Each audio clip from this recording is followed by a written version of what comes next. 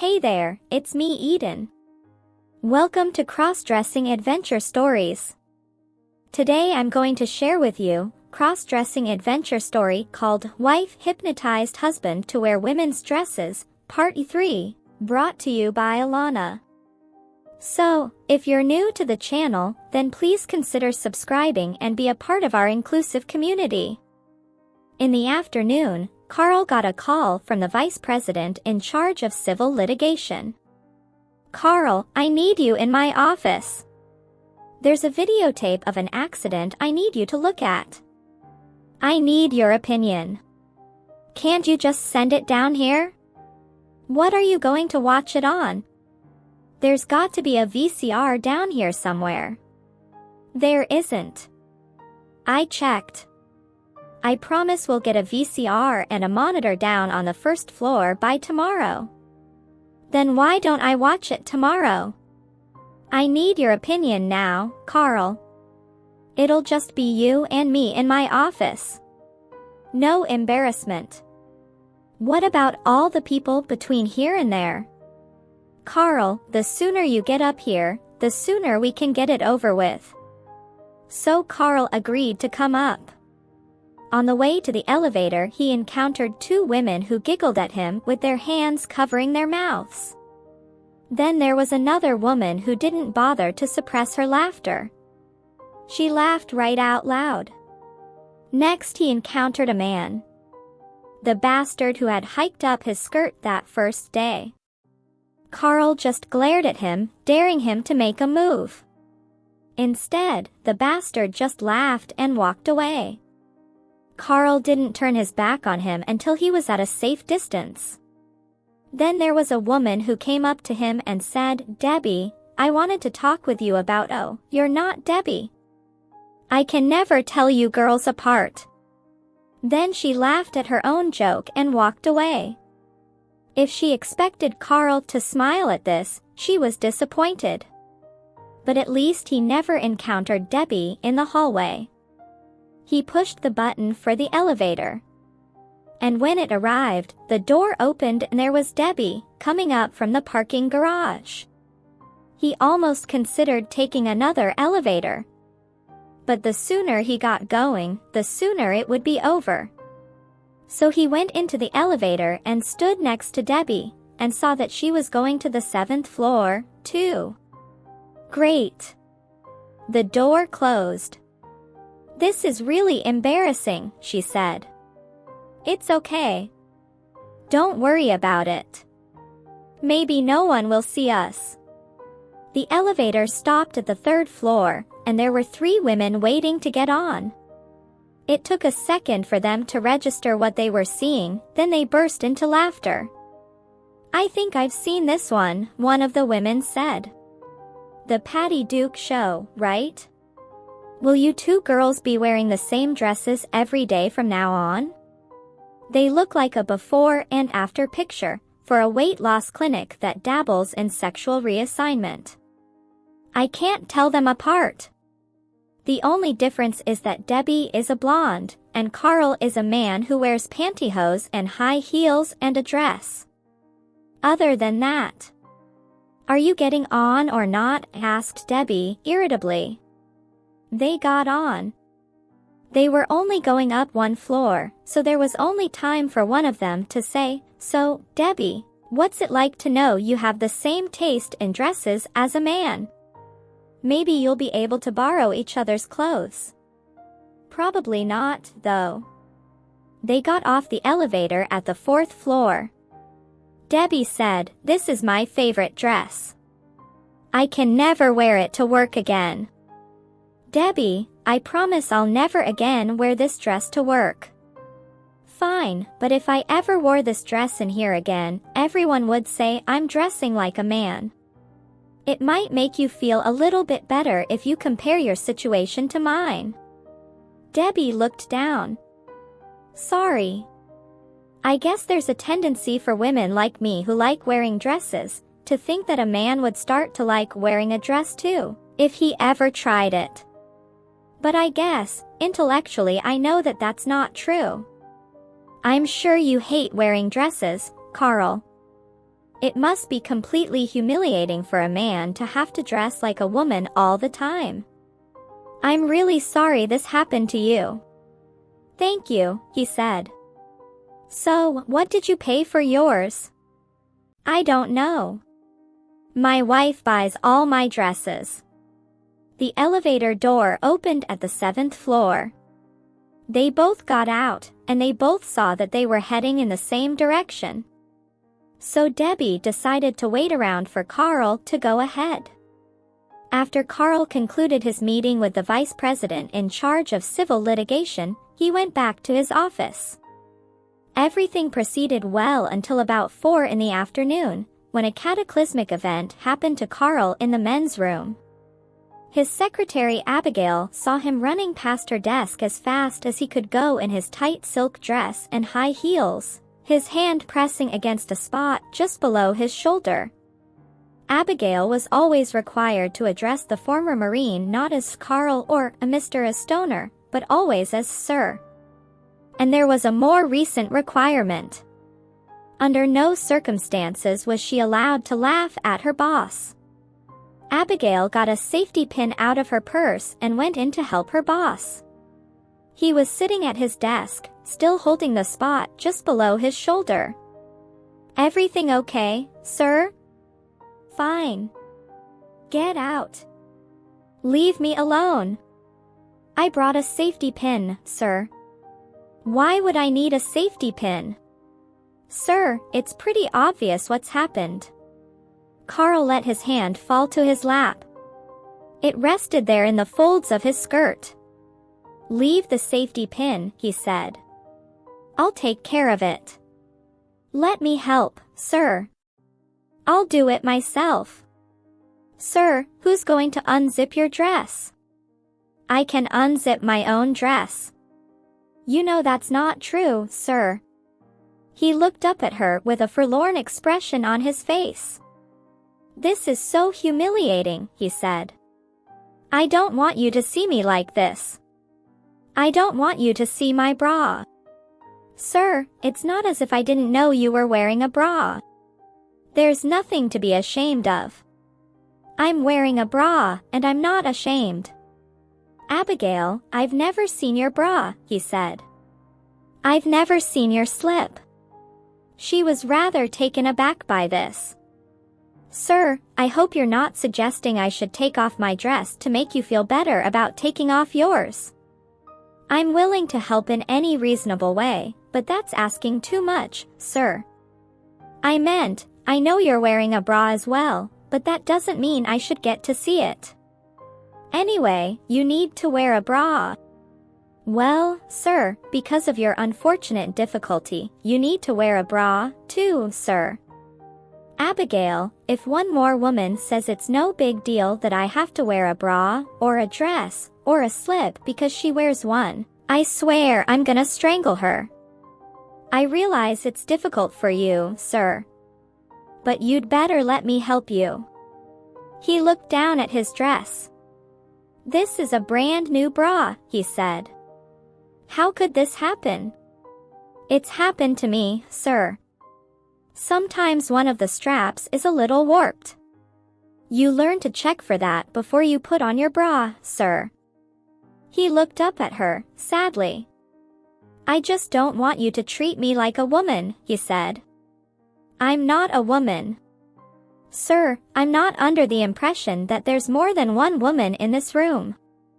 No one in this firm will ever think you're a woman, sir, no matter what you wear.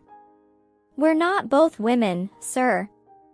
But we do both wear dresses, as well as pantyhose and high heels and lingerie, for the time being at least. I know you wear a dress far more often than I do, sir, but I still have a lot more experience wearing these things, and I don't know why you shouldn't take advantage of my experience. It's true that people who wear the clothes you and I are wearing, sir, are usually women, but just because I offer to help you with your bra doesn't mean I'm treating you like a woman. It only means I'm treating you like a person who's wearing a bra that needs mending, which is what you are, sir. Also, remember, I just declined to take off my dress in front of you, sir, and the reason I declined is that you're a man. If you were a woman, I would have no such objection, sir. He sighed. He stood up. Lock the door, he said. She did so. He presented his back to her. Very pretty dress, sir. Lovely color. He didn't respond to the compliment. She unfastened the little hook and I clasped just above the zipper, and then unzipped his dress. Take off your dress, sir. I can't take it completely off. So he pulled it off his shoulders and let it hang from his arms, his elbows bent. Lovely slip you're wearing, sir. I wish I could afford a slip like this. I really don't need any more compliments about my clothes just now, Abigail. Sorry, sir.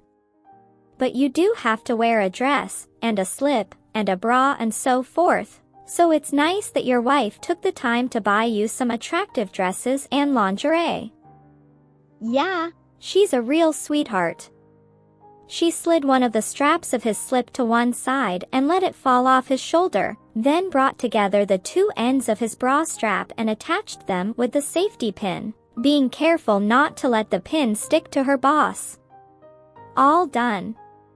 You can put on your dress, sir. He pulled his dress back on over his shoulders, and she zipped him up and refastened the hook and eye clasp. Thank you, he said, tugging down his dress and his slip. Now please get out of here. I need to get some work done. Before I go, sir, I wanted to mention your lipstick again. He rolled his eyes. Abigail, I told you I'm not going to do that. Please, sir, just a little touch-up. It would help so much. It would make your lips look a lot nicer. I don't care if my lips look nice or not. Sir, most women touch up their lipstick after lunch, and I know you're not a woman, sir, but you do wear lipstick. Please, sir. I'll help, if you like. So to placate his secretary, he took his lipstick and a compact mirror out of his purse, and with Abigail watching and correcting him, he applied a fresh coat of lipstick. Happy? I really hate doing this. I know, sir, but I'm sure it won't be forever. It feels like it, he said. Thursday, Gloria had him wear his white silk dress covered in ruffles and lace about the bodice and cuffs. It had a lace collar and several little buttons down to the waist, but they were merely decorative. It had a back zipper, long sleeves, and a natural waist with no belt, and Gloria had done a good job of altering it so that it fit him very well. As Gloria was helping him off with his long-line bra to put on another one, he noticed for the first time the red marks on his shoulders left by the straps. In fact, his bra had left red marks all about his chest. He groaned, looking at them. He touched them tenderly, but he didn't have time to dwell on it, because he had to put on another bra right away. When he got around to taking off his girdle, he noticed similar red marks about his abdomen. Thursday night, Gloria said that Carl needed to shave his legs again, or at least use a depilatory. So he put on his blue polyester dress and black high heels again, and got in the bathtub and turned on the tap. He pulled down his girdle, pantyhose and panties as far as they would go, without taking them off. Then his wife rubbed a depilatory all over his legs. You've got to take off your girdle, Carl. I'm not taking off my girdle. So she stuck her hands in there as far down as they would go, and got the depilatory all over his legs. Then she put some on his arms, and unbuttoned his dress and put some on his chest, too.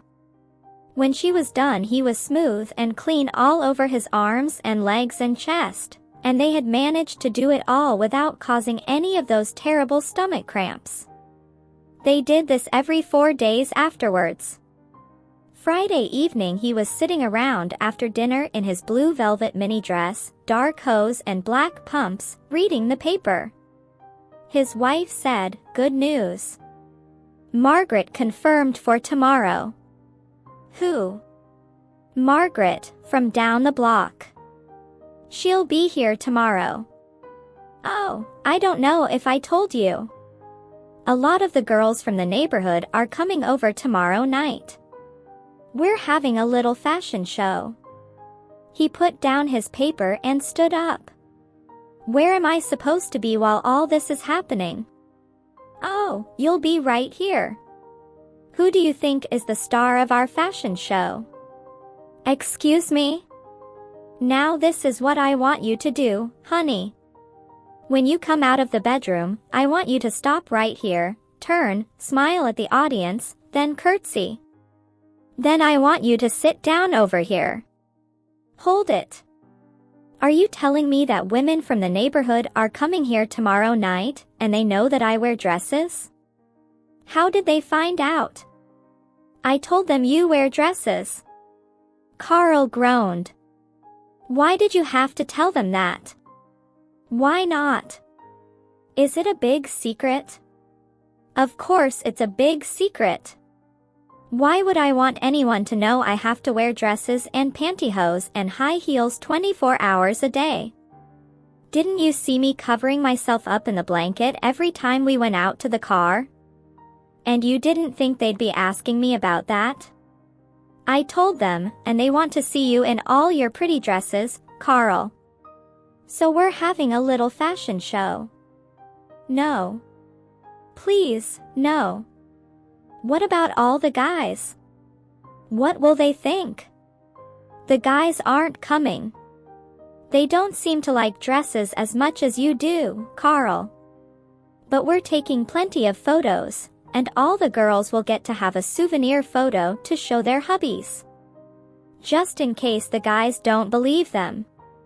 "Why are you doing this to me?" "Because I think it's silly, hiding like that every day when you go to the car. The neighbors are going to find out sooner or later anyway.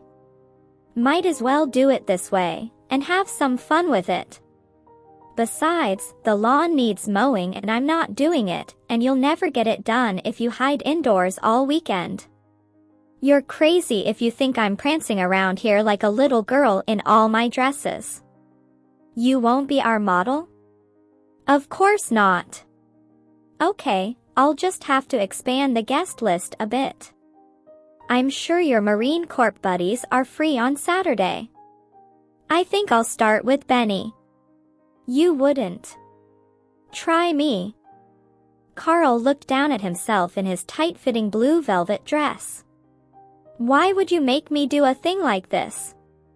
Haven't you humiliated me enough? I know it may not seem like it to you, honey, but I'm doing this for your own good. You need to loosen up a little, and you need to learn some more feminine movements. If you can just learn to laugh at yourself a little, things will go better for you. Stop taking yourself so seriously. So everyone laughs at you. So I laugh at you. Big deal. Look at that as a good thing. You're like a comedian. You're bringing joy and laughter into the world in your pretty dresses. You're like Groucho Marx in pantyhose. You're like David Letterman in a long-line bra. You're like... All right. All right. Just show me what you want me to do. That's better. After you change dresses in the bedroom, I want you to walk out here and I want you to walk properly, in a straight line, the way someone who wearing a dress and high heels should walk, and I want you to stop right here, turn and face everyone, give us a twirl, curtsy, then walk over here and sit down on the chair. Sit down properly, this time. Tuck your skirt in properly, cross your legs properly, then, just to tease everyone, pull your skirt up just a bit and let everyone see your slip. Then get up, and I want you to skip into the bedroom and change into your next dress. No. No skipping. Please, no skipping. She put one hand on his shoulder, close to his bra strap, and patted him gently. Okay. No skipping. And make sure everyone knows that I'm not doing this voluntarily. You're making me do this. And one more thing. I'm not smiling. I'm not ever smiling. Okay, fine, she said. Don't smile. But you'll be the only one not smiling in that room. Saturday night they had their fashion show. Ladies from the entire neighborhood showed up, and they all laughed at Carl as soon as they saw him. They all wore pants. Carl was the only one wearing a dress in the entire house. Carl never actually did any of the things that Gloria asked him to, the twirling and the curtsying, but Gloria decided not to make an issue of it because the get-together was a big success anyway. Watching Carl model his dresses, it should have been obvious to anyone that he was embarrassed and miserable. He made eye contact with no one as he walked out in dress after dress. Humiliation colored his face. He kept his eyes downcast. But the ladies from the neighborhood didn't care, of course. They all laughed and applauded, and took plenty of pictures. Sunday he drank a few beers and watched sports on television. Then he changed into his green silk dress and black pumps and went outside to mow the lawn. A few other guys from the neighborhood were out working. They glanced at him quickly, then looked away, doing their best not to stare at him. None of them came over to talk to him. Monday morning his wife decided he would be wearing his pink cashmere dress and pink pumps with spike heels. Gloria helped him into his dress, and Carl went out to the car, not bothering to wrap himself in a blanket for the long walk from the house. However, he still hid under the blanket while they drove to work. When he got to work he found that his boss had paid for a hypnotist to come to the firm to see if he could be released from the post-hypnotic suggestion. No luck. The humiliation continued unabated. A number of guys just couldn't start the day until they saw for themselves what that little fruit is wearing today. They showed up to take pictures and to call him names and make fun of him. There were even a few women starting to join in the fun. Carl just looked away and tried not to respond, and hoped they'd get tired of it eventually. Carl used to work 12-hour days, but that was over now. They barely gave him enough work to keep him busy for 8 hours. So Gloria started picking him up at 5. Monday evening, when he got home, Gloria asked him to come into the bedroom. She took out a suede skirt and a pale pink blouse she'd bought for him and dropped them on the bed. "Try these on," she said. He looked at the clothes. "Why?" "I want to see if you can wear a blouse and a skirt." "No. I'm not trying them on." "Why not, for Pete's sake?"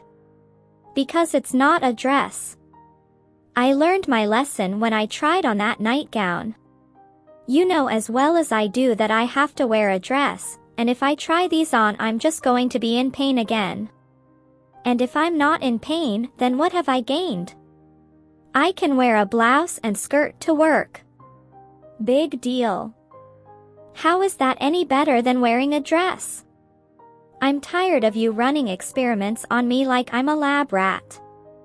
Gloria shrugged. She didn't bother telling Carl that it might be a little bit easier for him to go to the bathroom in a skirt and blouse than in a dress. Carl was probably right, anyway. In a blouse and skirt he'd probably wind up on the floor clutching his stomach in pain. And once she got him back in a dress, he'd be even grumpier all evening, and he was getting to be a pain to live with already. Tuesday evening at home, Carl got a phone call. His wife told him it was Benny. "Hi, Benny," said Carl in a chipper voice as though nothing was different. "Hi," said Benny, and Carl could tell by the sound of his voice that Benny had something on his mind. "What's up?" asked Carl. Carl, I know somebody at your firm. He kind of told me something about you. Carl moaned. What did he tell you? Asked Carl miserably, hoping it was something else, anything, but knowing it couldn't be. I think you know what he told me, Carl. Carl looked down at himself. He looked at his pink lace dress. His heart was beating so fast and hard, he was surprised it didn't make the falsies in his bra vibrate. Carl didn't know what to say. Finally he just said, "It's true." Oh. Look, just believe me when I tell you I don't want to be doing this. I'm doing it because I have to, not because I want to. Don't ask me to explain, because you wouldn't believe me, anyway. No one else does. Just do me a favor. Don't tell the guys about this, and don't come to see me. I don't want any of you to see me like this. Well, it's kind of too late, Carl. We all saw a photo. Carl groaned. Great. Just great. His Marine Corps buddies. How would he ever face them again? Benny, he said, this won't be forever. Things will be back to normal soon, then I'll look you up and we'll do something together. Okay? Okay, Carl. I might be busy. Carl closed his eyes. He groaned again. Yeah, whatever, Benny. You take good care of yourself, okay? Sure, Carl. Bye. Carl got off the phone. His wife asked him what it was about. Benny knows I wear dresses. He told my friends. Oh. So that means you can't use that to blackmail me anymore. Gloria thought to herself, maybe not, but there's still your father. I could always threaten to call him. I wonder how your dad the general would feel about seeing his new sissy son. Later that evening, Gloria heard her husband cry out from the bedroom. She ran in to find her husband on the floor in his pink lace dress, a pair of blue jeans halfway up his nylon-clad legs. She clucked her tongue at him. Am I going to have to take your pants away from you? She asked as she pulled off his pants and tugged down his skirt. I thought it might have worn off. I thought maybe I could wear pants outside my dress. Well, you can't, so don't try it again. Dr. Specs will be up and around soon. Until then you just have to be patient. Wednesday she had him wear his pretty short pink dress with puff sleeves and a full ruffled skirt that floated out over sewn-in petticoats. He looked at it rather oddly when he got out of the shower and saw it hanging there, but he put it on and didn't complain. A dress is a dress. Every morning Abigail heard the little click, click, click of her boss's high heels as he headed into the office, and every morning she had to prepare herself for her first sight of him. She thought it would be getting easier not to laugh at him every morning, but it wasn't. She'd hold her hands together tightly, and when Carl would come in she'd take a glimpse at him in the dress he'd be wearing that day. Then she'd look quickly away, close her eyes and squeeze her hands together, trying not to laugh. If she could get through it in the morning, she'd be okay for the rest of the day. But when Carl came in his short pink dress with petticoats, her eyes went wide as saucers. She clapped one hand over her mouth and doubled over, trying not to laugh. A few little sounds escaped from her and her eyes watered a little, but for the most part she managed to hold it together. Carl glared at her and went past into the inner office. Abigail had to get up and go to the ladies' room for a good laugh. The next time she saw him she almost laughed again, but instead she said, "Sir, that is a darling dress. That has got to be the prettiest dress I've ever seen you wear. You just look adorable." "I look like a little girl," he said. "No, sir, I wouldn't say that." Then you'd be the only secretary in the whole damn building who hasn't said it. Carl could see how much trouble Abigail was having controlling her laughter. He thought of letting her laugh, just this once, but he wasn't in a very charitable mood. Wednesday evening Gloria came to pick him up. She giggled at the sight of her husband trying to hold down his skirts, with the wind blowing through the underground parking lot. He got in the back seat and said, "I hate this dress. I'm never wearing it again." "What's wrong now? Why'd you buy me this dress?" "All the secretaries said that this is a little girl's dress." "You think I'm a little girl? You're not a woman either, but you wear a dress. What difference does it make?" I believe a former private first class in the Marine Corps once said, "A dress is a dress." And he should know because he has a lot of them, and he wears them all the time. "Why'd you make me wear this dress?" "I didn't make you wear it. If you don't want to wear frilly dresses to work, don't wear them. You're the one who asked me to pick out a dress for you every morning. Pick out your own dress if you want. You're a grown-up. Wear whatever dress you like." Carl stared at her. "You really don't think this is a big deal, do you? You don't even feel sorry for me that I have to wear dresses to work every day. If I felt sorry for you, I'd have to feel sorry for every woman in that building. Are women at your firm allowed to wear pants to work?" "No." "So they're forced to wear dresses?" "Sounds familiar. Let's see, now you're forced to wear dresses and pantyhose and high heels and makeup to work every day. Everyone is condescending to you. No one takes you seriously or thinks you're competent because you wear dresses, and every so often you get terrible cramps. I'm glad I'm not in your shoes." "You're not in my shoes. You're in a pair of comfortable flats and a pair of slacks and a top. Why don't you ever wear dresses anymore?" "Because taking care of your lingerie and dresses every day is a full-time job. I've been so busy rinsing your pantyhose I haven't had time to rinse my own. Besides, wearing pants is something you can't do, so I like to take advantage of it. I always believed that every marriage should have only one person who wears a dress. Anyway, what difference does it make? If I saw you in a dress sometime, I might feel like I wasn't going through this all by myself." "Oh, you're doing this all by yourself, huh? I suppose your lingerie just washes itself? I suppose your dresses are just hem themselves?